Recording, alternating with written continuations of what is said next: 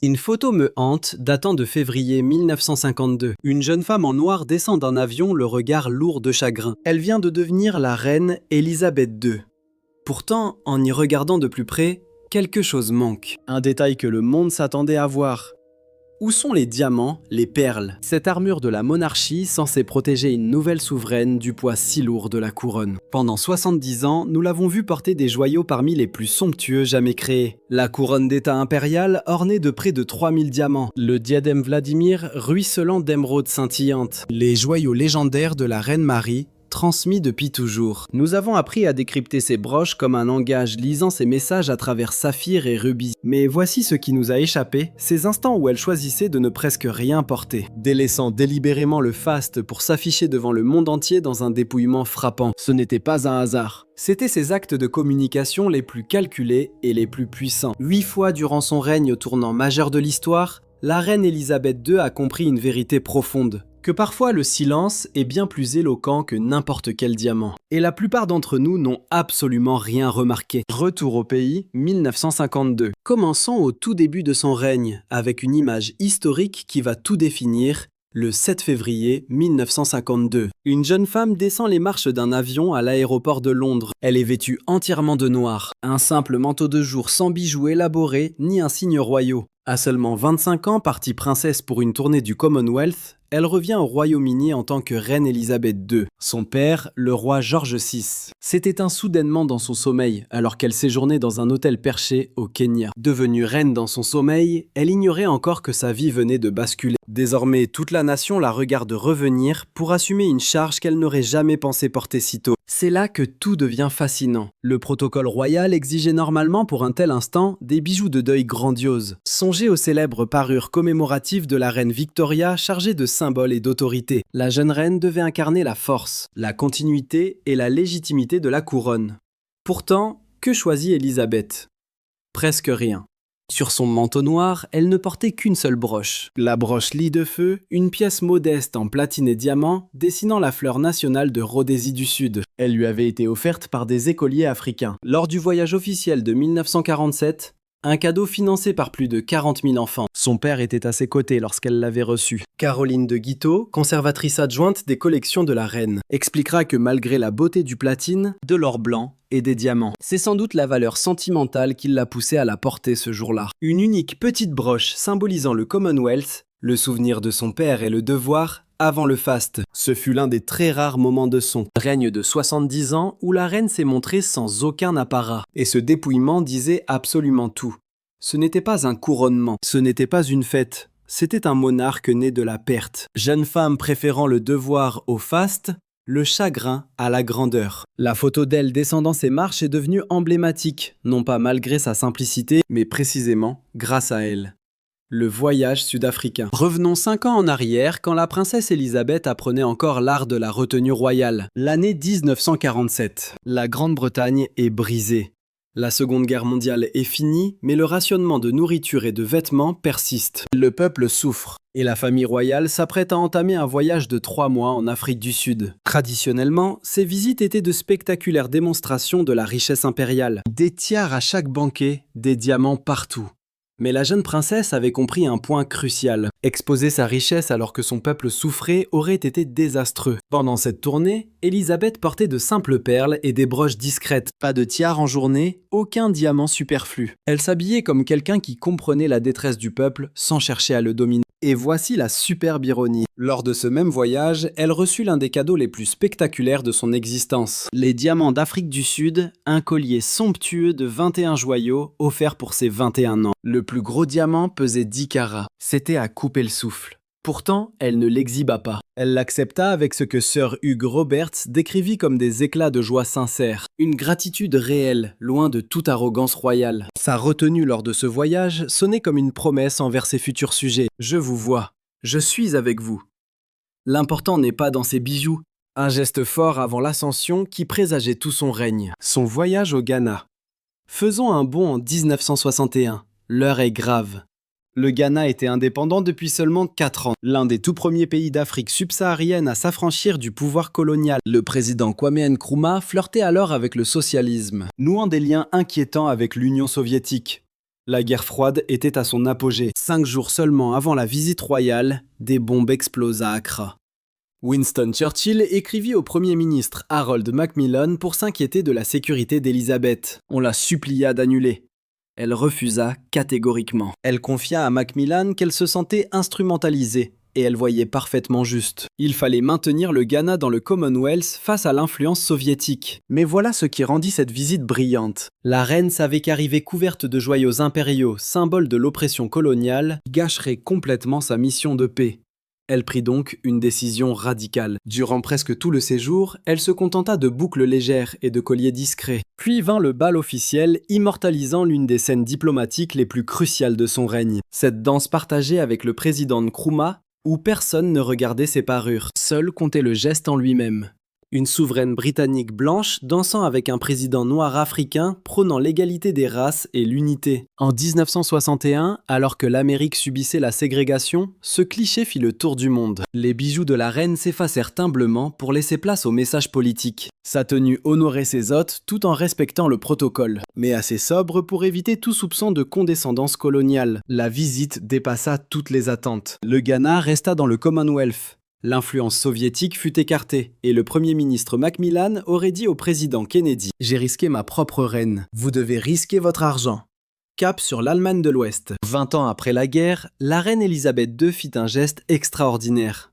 Elle devint la première souveraine britannique en Allemagne depuis 1913 avant les deux guerres. Le poids émotionnel était immense. Les villes allemandes renaissaient des ruines, mais les familles britanniques restaient profondément marquées. Ce n'était pas un défilé de victoires, mais un chemin vers la réconciliation. Durant ce séjour, la reine choisit des bijoux d'une grande sobriété, perles discrètes et broches légères. Pour le banquet d'État à Bonn, elle arbora la tiare de la grande-duchesse Vladimir. Et si vous connaissez l'histoire de ce bijou, vous comprendrez son génie. Ce n'était pas un joyau de la couronne transmis par des rois conquérants. Cette tiare appartenait à la grande-duchesse Vladimir de Russie qui avait fui la révolution bolchevique sans rien emporter. Ces bijoux furent sortis clandestinement de Saint-Pétersbourg, cachés dans la doublure du manteau d'un diplomate britannique. Un diadème façonné par la perte, l'exil et la survie. En choisissant cette pièce, la reine ne se présentait pas en vainqueur. Elle s'exprimait en européenne, rappelant que l'Allemagne et la Grande-Bretagne partageaient les mêmes blessures de guerre. Les lignes gracieuses de cette tiare incarnaient la dignité sans domination. Son héritage russe en faisait un terrain neutre, un symbole du passé européen commun plutôt que de l'Empire britannique. La reine Elisabeth et le président Heinrich Lübke affirmèrent leur conviction que les 20 années écoulées depuis la guerre avaient effacé toute rancœur entre leurs deux pays. Ce choix était une excuse diplomatique muette. L'élégance érigée en diplomatie, la discrétion comme marque de respect.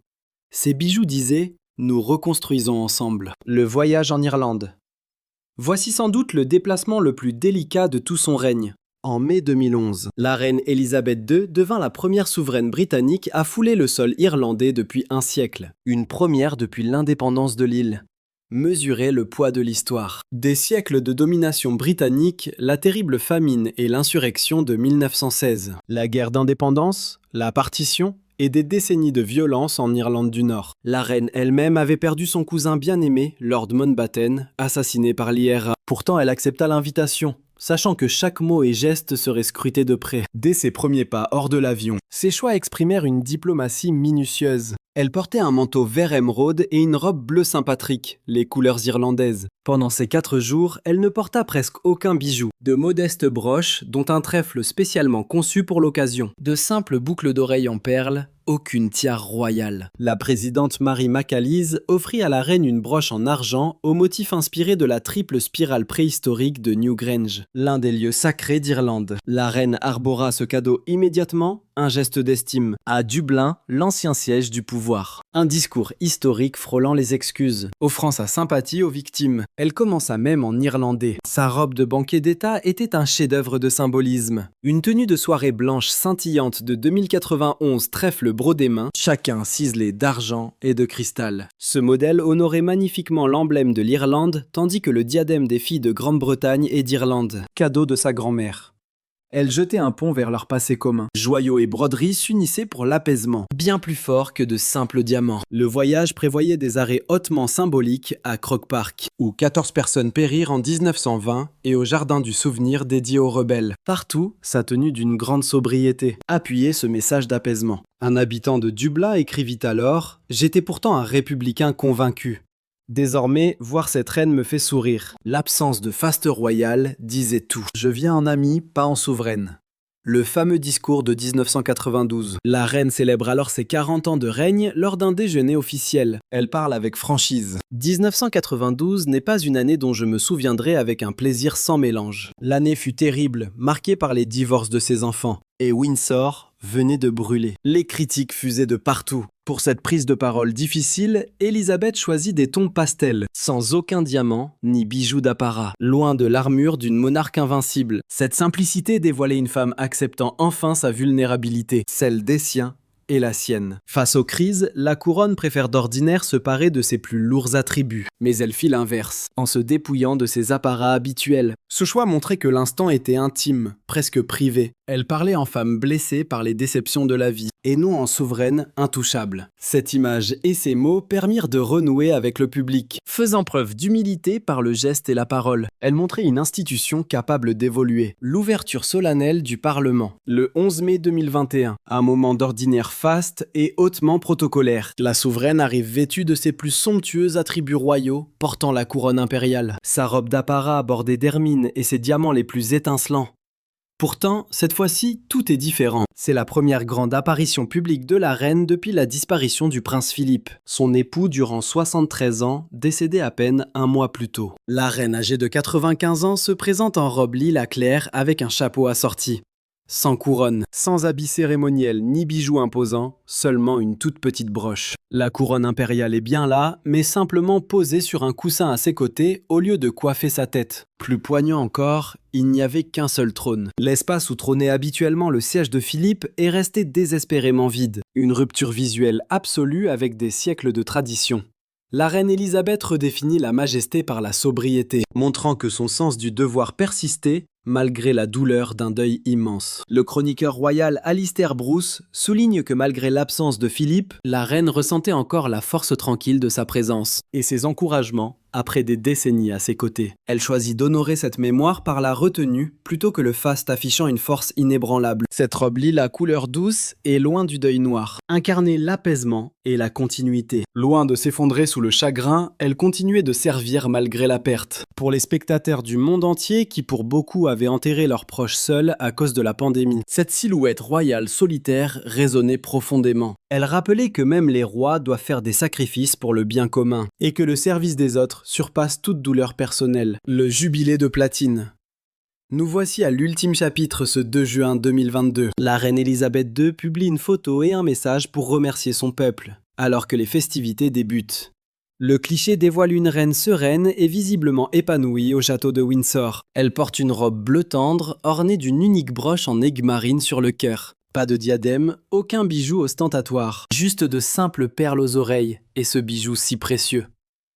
Cette broche recelait une histoire fascinante. Elle faisait partie d'une paire art déco signée Boucheron, offerte par son père, le roi George VI, qui lui avait offerte pour ses 18 ans en 1944. Elle a arboré ces pièces durant tout son règne, souvent lors des moments les plus décisifs. Pour son jubilé, et ce qui allait de soi, ses ultimes photos, elle privilégia ce souvenir si personnel. Ces broches incarnaient l'amour paternel, son immense règne. Le fil rouge reliant la jeune princesse d'alors à la souveraine de 96 ans qui les chérissait toujours. Ce portrait restera comme l'ultime instant, où la reine Elisabeth II s'est présentée délibérément à son peuple en tant que souveraine, et elle l'a fait avec une simplicité absolue. Ses teintes douces, ses bijoux épurés et cette lumière naturelle révèlent une paix sereine plutôt qu'un faste triomphant. Son message exaltait le service et la gratitude. Je continue d'être inspiré par votre bienveillance et j'espère que les jours à venir nous donneront l'occasion de méditer sur tout ce qui a été accompli durant ces 70 dernières années. À peine 3 mois plus tard, le 8 septembre 2022, la reine s'éteignait à Balmoral. Ce portrait du jubilé devint avec le recul son adieu visuel. Une ultime preuve que son règne ne s'était jamais résumé à des bijoux, mais à la femme qui les portait et au devoir qu'elle servait. Ces 8 moments partagent un secret profond. Chacun s'est produit à un tournant décisif de la monarchie. Ils ont marqué l'histoire internationale et sa vie intime. Chacun brisait consciemment les codes de l'apparat royal. Et chaque fois, la retenue a parlé plus fort que le spectacle. La reine Elisabeth II a prouvé une grande vérité. La vraie majesté ne dépend pas des diamants ou des couronnes. Sa discrétion était rare, volontaire et profondément éloquente. Elle est devenue l'expression ultime du pouvoir et de la grâce. Elle savait que le pouvoir d'un monarque moderne ne vient pas d'une grandeur imposée par la force. Il s'obtient plutôt en gagnant le respect par la retenue. Les plus beaux bijoux ne sont pas toujours les diamants les plus imposants. Ce sont les pièces, ou parfois leur absence, qui racontent les plus belles histoires humaines. Qu'elle pleure la mort de son père, qu'elle s'allie à d'anciens ennemis, ou remercie son peuple après 7 décennies de service. Elle incarnait ce qu'un souverain peut faire de plus noble, laisser de côté l'armure étincelante des bijoux pour se présenter simplement servante de son devoir. Et c'est peut-être cela le plus précieux des joyaux, celui qui fera briller l'héritage de la reine Elisabeth II pour les siècles à venir. De quoi nous faire réfléchir quand notre propre silence parle-t-il plus fort que nos mots? Quand notre retenue en dit-elle plus que l'apparence? J'aimerais beaucoup avoir votre avis. Quel moment vous a le plus marqué? Dites-le moi dans l'espace commentaire.